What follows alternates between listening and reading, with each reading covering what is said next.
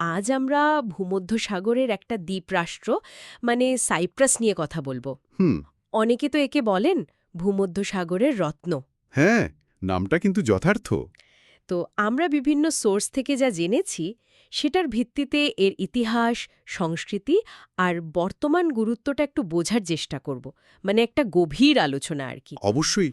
Cypress মানে বিষয়টা আসলেই খুব আকর্ষণীয়।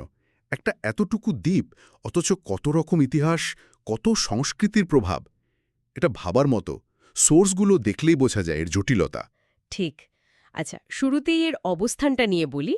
ভূমধ্যসাগরের একদম পূর্ব দিকে, মানে এশিয়ার বেশ কাছেই। হ্যাঁ, ভৌগোলিকভাবে তো এশিয়ারই অংশ ধরা হয়। কিন্তু মজার ব্যাপার হলো রাজনৈতিক আর সাংস্কৃতিকভাবে কিন্তু লোকে ইউরোপেরই অংশ মনে করে। হ্যাঁ, রাজধানী নিকোসিয়া, সেটাও আবার উত্তর দক্ষিণে ভাগ করা। ঠিক।